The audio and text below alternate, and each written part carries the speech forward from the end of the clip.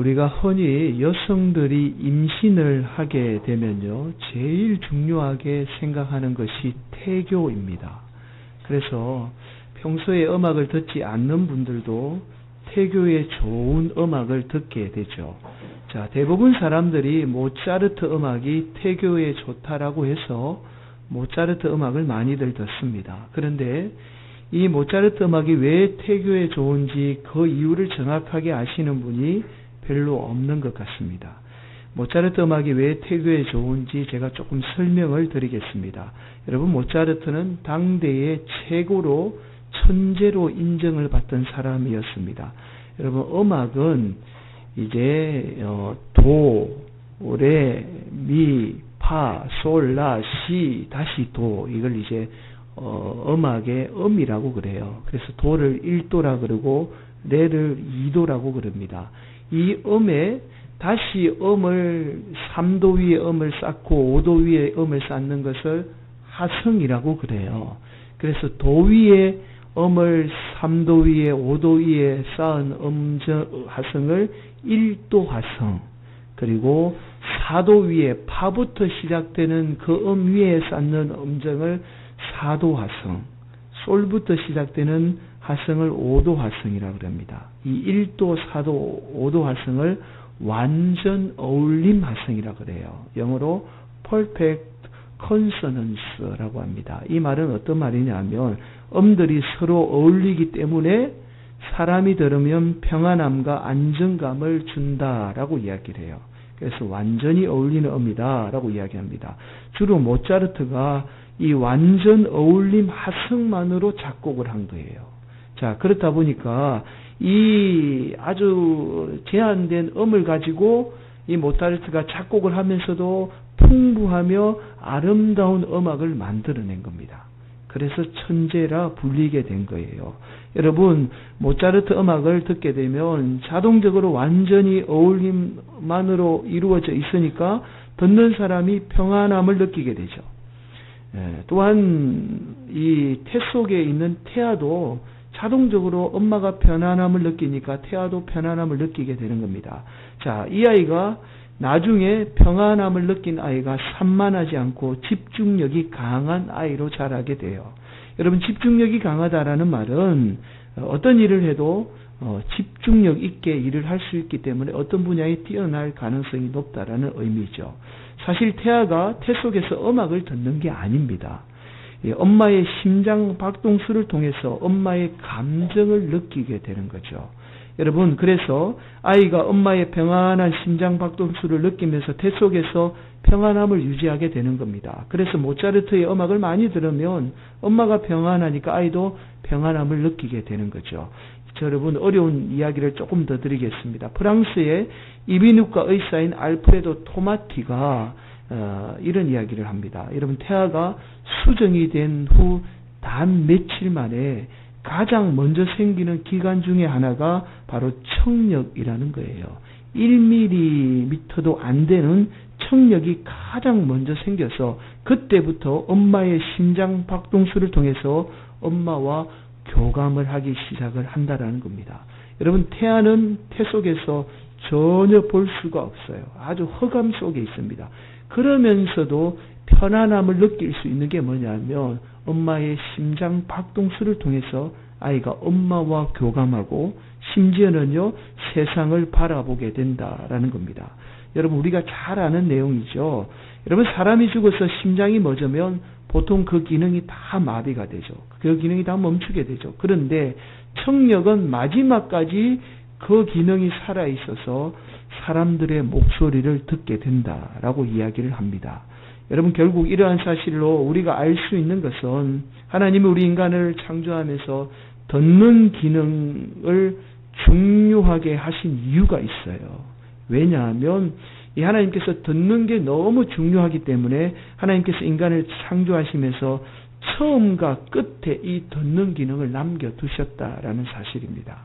여러분, 제가 서두에서 듣는 것에 대해서 말씀드리는 이유가 있습니다. 듣는 것은 우리의 뇌를 지배합니다.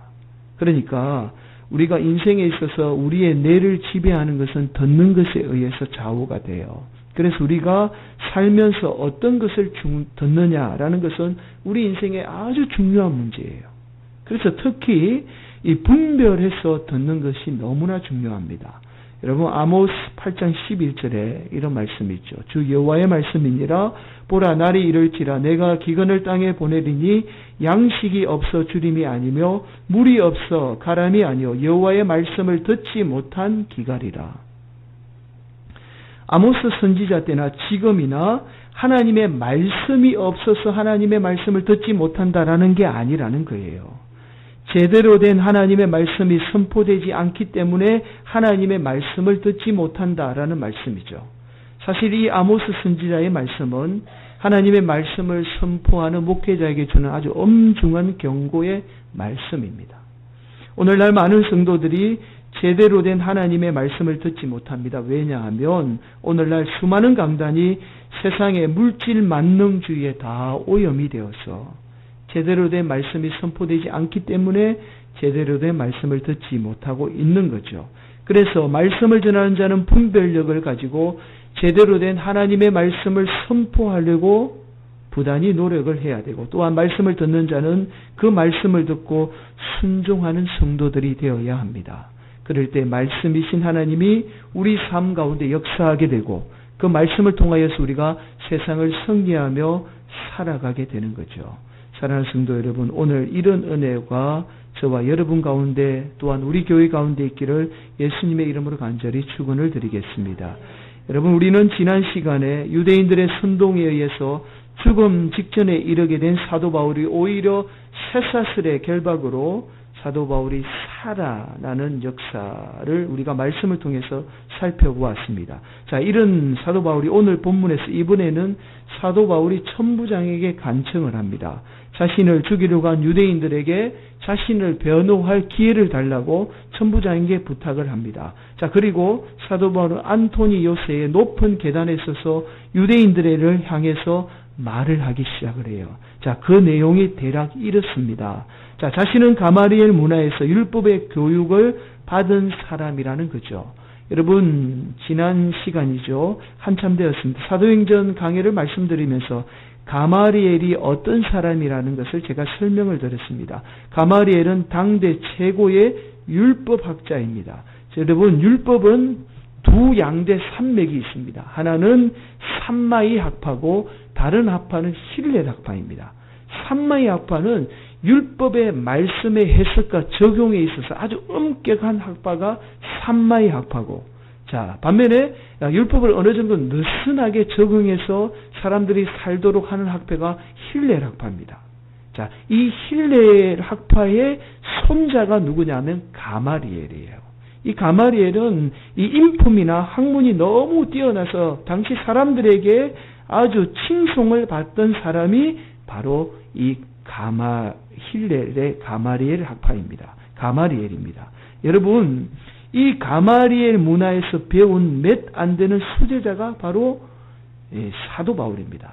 여러분, 당시에 어떤 대형 학교가 있어서 학생들을 많이 가르칠 수 있는 그런 제도가 없었습니다. 그래서 율법을 가르칠 때는 도제였습니다. 도제. 그러니까 자기의 학문을 전수할 수 있는 한두 사람만 문화생으로 받아서 그 사람에게 자신의 모든 학문을 다 전수하는 그런 시대였습니다. 그러니까 사도 바울이 가마리엘 문화에서 배웠다라는 것은 이 가마리엘의 몇 안 되는 수제자 중에 한 사람이었다라는 거예요. 그래서 당시 사도 바울 하면 유대인이면 누구나 할 것 없이 다 알 수 있는 그런 아주 유명한 인물이 사도 바울이었다라는 겁니다. 자, 그러면서 사도 바울 자신도 유대인처럼 가마리엘 문화에서 율법을 철저하게 배웠고 심지어 기독교인을 핍박하는 사람이었다라는 것을 말합니다. 자, 그리고 이어서 자신이 기독교인을 잡기 위해서 가던 길인 다메섹 독상에서 눈이 멀고 또 그 일을 통해서 예수님을 만나게 된 사실을 유대인에게 전하게 되죠. 또한 아나니아를 통해서 다시 보게 되었다라는 것까지 전하게 됩니다. 심지어는요, 유대인들이 스데반 집사를 죽일 때에 사도 바울 자신 또한 유대인들과 함께 이 스데반 집사를 죽이는 것에 찬성했고, 또한 그 사람들이 스데반 집사를 죽일 때에 거기 지켜서서 그 죽이는 사람들의 옷을 대신 지켜주었다라는 말까지 하게 되죠. 자, 사도 바울이 이 말이 끝나기 전에 유대인들은 흥분을 했어요. 사도 바울의 말을 가로막고는 다시 사도 바울을 죽이려고 한 겁니다. 자, 오늘 본문 22절이죠. 함께 봉독합니다. 시작. 이 말하는 것까지 그들이 듣다가 소리질러 이르되 이러한 자는 세상에서 없애버리자 살려둘 자가 아니라 하여. 여러분, 유대인들은 사도 바울의 말에 너무 흥분해서 이 사도 바울의 말을 듣지 않았습니다. 그리고 사도 바울을 죽이려고 한 거예요. 그러자 천부장은 유대인들이 왜 사도 바울을 그렇게까지 죽이려고 한지 이유를 알고자 사도 바울을 채찍질해서 신문하려고 한 거죠. 그런데 사도 바울이 로마 시민이라는 것을 알게 된 겁니다. 그러자 이 천부장이 사도 바울을 사내들인 공의회 앞에 끌고 가는 것이 바로 오늘 본문의 내용입니다. 여러분, 누가는 사도행전을 통해서 사도 바울이 예수님을 믿게 된 이 회심의 사건을 3번에 걸쳐서 기록해요. 처음에 9장에서 먼저 기록하고 두 번째 오늘 본문 22장에서 기록합니다. 그리고 마지막 26장에서 이 헤롯 아그리빠, 이게 헤롯 대왕의 정손자가 지금 이때에 유대 땅을 다스리고 있었습니다. 26장에 가서는 이 헤롯 아그리빠 앞에서 자신이 예수 믿는 가정을 설명하는 내용이 26장에 나옵니다. 자, 이 말씀들이 다 조금씩 차이가 있어요.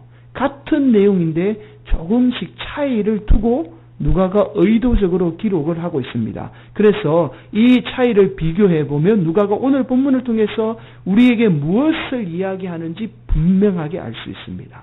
여러분, 제가 비교해서 한번 보여드리도록 하겠습니다. 앞을 보실까요? 9장 7절에 이렇게 말씀합니다. 같이 갔던 사람들은 소리만 듣고 아무도 보지 못하여 말을 못하고 서 있더라. 자, 그리고 22장 9절은 나와 함께 있는 사람들이 빛은 보면서도 나에게 말씀하시는 이의 소리는 듣지 못하더라. 자, 마지막으로 26장 18절. 그 눈을 뜨게 하여 어둠에서 빛으로 사탄의 권세에서 하나님께로 돌아오게 하고 제사함과 나를 믿어 거룩하게 된 무리 가운데서 기업을 얻게 하리라 하더이다. 자, 처음 9장은 소리만 듣고 아무것도 보지 못했다라고 이야기해요. 자, 22장은 반대로 봤는데 소리는 듣지 못했다라고 이야기해요. 그리고 26장은 하나님 말씀을 들었더니 자신의 눈이 떠여졌다라는 거예요. 그러면서 여태껏 어둠의 건세에 얽매여 있었다라는 것을 깨닫게 되고 하나님을 진정하게 바라보게 되고 하나님 음성을 듣게 되었다라고 이야기합니다. 자, 여러분, 이 세 곳 말씀을 비교해 보면 누가가 오늘 본문을 통해서 우리에게 말씀하고자 하는 의도가 무엇인지 분명하게 드러납니다. 결국 지금 유대인들이 하나님의 말씀을 듣고 보고 있지요. 율법이 하나님 말씀이잖아요. 말씀을 듣고 보고 있지만 과거의 사도 바울 자신처럼 제대로 된 하나님의 말씀을 듣지 못하고 있으며 또한 하나님 말씀 제대로 보지 못하고 있음을 오늘 본문 말씀을 통해서 말씀하고 있는 거예요. 자, 더 한번 살펴볼까요? 13절, 14절이죠.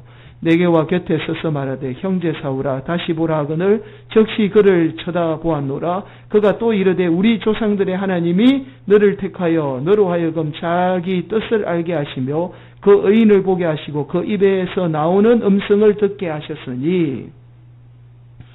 여러분, 예수님이 사도 바울을 다시 보라 해서 다시 봤다는 거예요. 그랬더니 사도 바울이 예수님을 만난 이유, 예수님을 본 이후에 그제서 예수님의 음성을 통해서 예수님의 뜻 알게 되고 예수님을 제대로 보게 되었다라는 겁니다.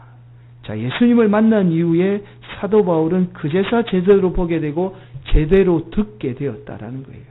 지금껏 자신이 보고 들은 것이 제대로 보고 들은 게 아니라 예수님을 만났더니 다시 눈이 열리고 다시 귀가 열렸다라는 말씀이죠. 여러분, 우리 인생은 예수님의 음성, 하나님의 말씀을 들을 때에 우리가 세상을 바르게 보게 되는 겁니다. 우리가 여러분 세상을 바르게 볼 수 있는 길은 단 하나예요. 여러분, 예수님 말씀 제대로 들을 때 우리는 그 말씀을 통해서 세상을 제대로 볼 수 있습니다. 바로 오늘 본문이 이 말씀, 자신의 그 회심 사건을 통해서 이 말씀을 당시 유대인들에게 제대로 보지 못하고 듣지 못하는 유대인들을 향해서 이야기하고 있으며 오늘 본문을 통해서 우리에게 말씀하고 있는 겁니다. 여러분, 우리가 이 착각하는 것이 사도 바울처럼 학문이 뛰어나면 우리가 세상을 제대로 보는 눈을 가지게 된다라고 생각해요. 우리가 착각하는 것이 많이 배우고 또 많이 가지면 세상을 제대로 보고 지혜롭게 살 수 있을 거라고 생각을 하죠. 그러나 세상의 학문이 우리로 하여금 제대로 보는 눈을 갖게 하지는 않습니다. 또한 유대인들처럼 아무리 종교적인 열심이 있다라고 해서 하나님을 제대로 볼 수 있는 게 아니라는 거예요. 반드시 예수님의 말씀을 통해서 우리는 세상을 바르게 볼 수 있으며 또한 말씀을 통해서 하나님을 제대로 경험하게 되는 겁니다. 그래서 이사야 9장 6절 10절 이사야가 하나님의 부르심을 받을 때에 하나님이 이사야 선지자에게 이렇게 말씀하세요. 여호와께서 이르시되 가서 이 백성에게 이르기를 너희가 듣기는 들어도 깨닫지 못할 것이요 보기는 보아도 알지 못하리라 하여 이 백성의 마음을 둔하게 하며 그들의 귀가 막히고 그들의 눈이 감기게 하라 염려하건대 그들이 눈으로 보고 귀로 듣고 마음으로 깨닫고 다시 돌아와 고침을 받을까 하노라. 무슨 말씀이죠? 이스라엘 백성들이 마음이 둔해져서 듣지 못하고 보지 못했다라는 거예요. 여러분, 이스라엘 백성들에게 하나님의 말씀이 선포되어지지 않은 게 아니라 하나님의 말씀이 여전히 선포되었음에도 불구하고 그러나 듣지 못했다라는 거죠. 눈이 있지만 제대로 보지 못한 거예요. 여러분, 이사야 선지자 때나 사도 바울 때 또한 오늘날 우리가 사는 이 시대의 성도들의 공통점이 무엇인지 아십니까? 그것은 자신이 보고 싶은 것만 보고 자신이 듣고 싶은 것만 듣는다라는 거예요. 여러분, 하나님의 말씀이 여전히 선포되지만 또한 여러분이 이 자리에 하나님 말씀 듣기 위해서 예배드리기 위해서 여전히 이 자리에 있지만 대부분 성도들은 자신이 듣고 싶은 것만 듣고 자신이 보고 싶은 것만 보기 때문에 하나님의 말씀을 제대로 듣지 못한다라는 겁니다. 여러분, 왜 우리가 하나님 말씀을 제대로 듣지 못할까요? 그 이유가 우리가 너무 잘 아는 창세기 3장 6절을 보면 분명하게 나옵니다. 창세기 3장 6절 여자가 그 나무를 본 적 먹음직도 하고 보암직도 하고 지혜롭게 할 만큼 탐스럽기도 한 나무인지라. 여러분, 우리가 이미 보는 것에 의해서 미혹이 되어 있기 때문에 제대로 듣지 못합니다. 여러분, 사탄 마귀는 우리를 하여금요 화려하고 좋은 것만 보게 만들어서 그곳에 집중하게 만들고 거기에만 귀 기울이게 만듭니다. 그래서 내 욕망으로 인해서 보이는 것만 보고 싶은 것만 보고 듣고 싶은 것만 듣는 거예요. 결국 사탄 마귀는 우리로 하여금 눈이 있지만 세상에서 절망하는 소경으로 살게 만들고 귀가 있지만 듣지 못하는 청각장애인으로 살게 만드는 겁니다. 이것이 바로 사탄 마귀의 역사이죠. 그래서 예수님은 자신의 말씀을 통해서 누누이 강조하는 게 무언가 하면 들어야 한다라는 거예요. 들어야 산다라는 겁니다. 이런 마태복음 11장 15절 귀 있는 자는 들을지어다. 마가복음 4장 23절 들을 귀 있는 자들은 들으라. 마태복음 13장 9절 귀 있는 자들은 들으라. 심지어 계시록 2장 29절 3장 6절 3장 13절 3장 22절 귀 있는 자는 성령이 교회들에게 하시는 말씀을 들을지어다. 우리가 하나님의 말씀을 들어야 삽니다.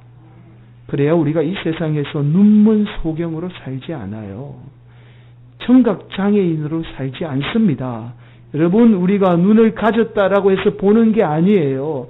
귀를 가졌다라고 해서 다 듣는 게 아니라는 겁니다. 우리가 쏟고 있고 제대로 보지 못하고 있는 거죠.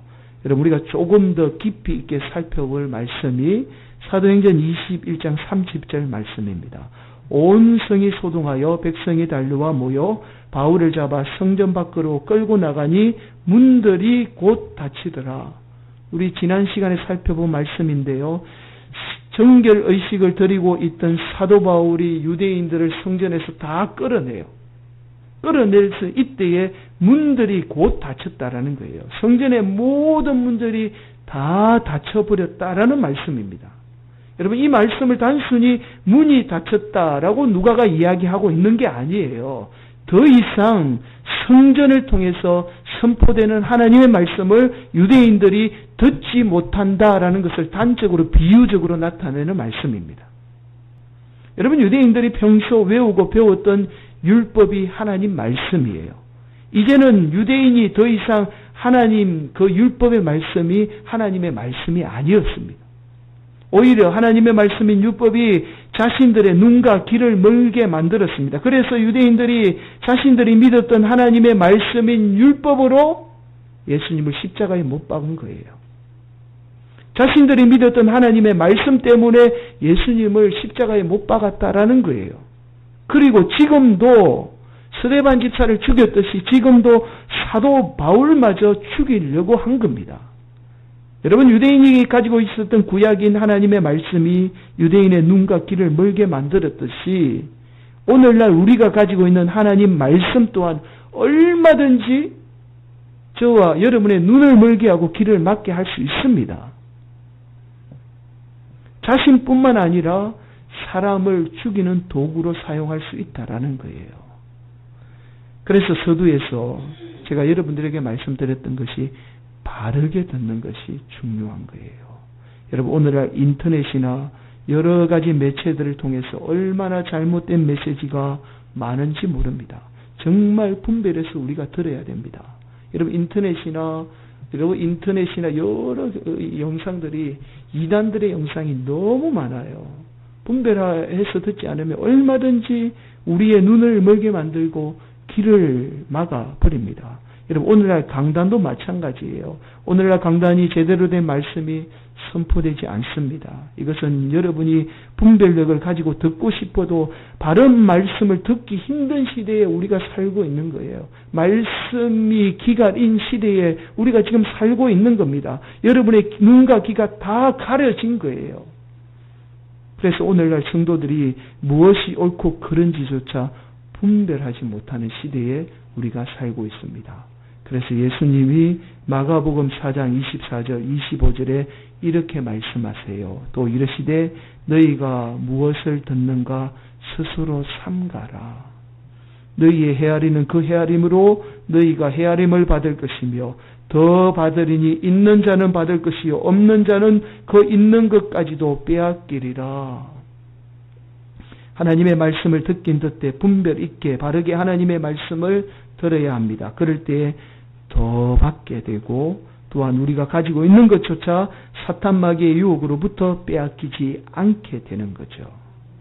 그렇다면 제가 여러분에게 아주 중요한 말씀을 좀 드리려고 합니다. 우리가 예수님의 말씀을 분별해서 바르게 듣는 방법이 무엇인가라는 거죠.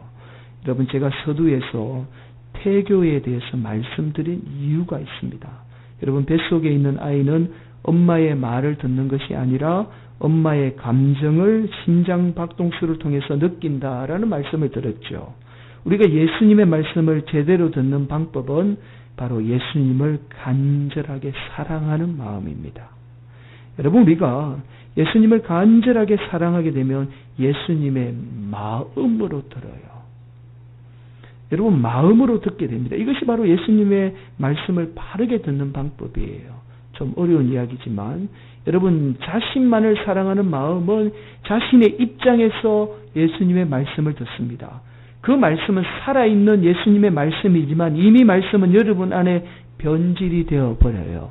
더 이상 예수님의 말씀이 아니라 사탄 마귀가 역사하는 도구에 불과합니다. 그래서 우리 자신뿐만 아니라 타인을 죽이는 도구가 됩니다. 하나님의 말씀이 하나님의 말씀임에도 불구하고 더 이상 하나님의 말씀이 아니게 되는 거죠. 자, 디모데후서 3장 1절 2절은 이렇게 말씀하죠. 너는 이것을 알라. 말세에 고통하는 때가 이르러 사람들이 자기를 사랑하며 사탄 마귀는요, 우리로 하여금 끊임없이 우리 안에 있는 자신의 탐욕의 말에 귀를 기울이게 만듭니다. 또한 그 탐욕으로 하나님 말씀조차 왜곡시켜 버리죠. 결국 하나님의 말씀을 들어도 자신의 입장에서만 좋은 것만 듣게 되는 거예요. 그래서 우리가 예수님의 말씀을 듣는 것은 단순히 예수님의 말씀을 듣는 게 아닙니다. 예수님의 마음을 듣는 거예요. 그래서 예수님의 마음이 곧 내 마음이 되는 것이고 예수님의 행동, 예수님의 언어가 내 언어가 되는 거예요. 그래서 예수님 마음 가지고 예수님처럼 사는 인생이 되는 겁니다. 이것이 바로 예수님의 말씀을 바르게 듣는 방법이에요. 사랑하는 성도 여러분, 서정록 씨가 쓴 잃어버린 지혜 듣기라는 책에 아주 의미 있는 이야기를 합니다. 듣는 것은 마음을 열고 듣는 것은 영적 세계로 입문하는 첫 단추다. 자, 그러면서 예수님의 말씀에 귀를 기운다라는 것, 진정으로 듣는 것은 무엇을 뜻하는가? 그것은 예수님의 귀의, 예수님을 다시 의지하고 예수님의 목소리에 귀를 기울이며 그 말씀에 복종하는 것을 의미한다. 내 의지가 아니라 예수님의 뜻대로 예수님이 인도하는 대로 사는 것이다. 예수님이 나를 인도하도록 예수님 앞에 나를 낮추고 순종하는 것이다. 사랑하는 성도 여러분, 하나님의 말씀은 얼마든지 우리를 살릴 수도 있고 죽일 수도 있다라는 이 엄중한 말씀을 반드시 기억하셔야 합니다. 하나님이 우리에게 하나님 당신의 말씀을 주셨습니다. 이것은 놀라운 축복이죠. 놀라운 은혜이죠. 이 귀한 말씀이 여러분 삶 가운데 역사하기 위해서는 예수님의 말씀 앞에 철저하게 나 자신을 낮추시고 예수님의 마음으로 예수님의 말씀에 순종하며 나아가셔야 합니다. 그럴 때 이것이 바로 진정으로 하나님의 말씀을 바르게 듣는 방법이며 또한 여러분이 사는 길이며 또한 우리 공동체 심지어 여러분의 가정이 사는 길입니다. 사랑하는 성도 여러분, 오늘 이 말씀 반드시 기억하셔서 여러분의 생각, 여러분의 가지고 있는 가치관, 여러분의 모든 행동이 다 십자가 앞에 내려놓으십시오. 그리고 철저하게 말씀 앞에 순종하며 겸손히 낮추시는, 그래서 여러분 삶 가운데 하나님의 말씀이 역사하는 복된 성도들이 되시기를 예수님의 이름으로 간절히 축원을 드립니다.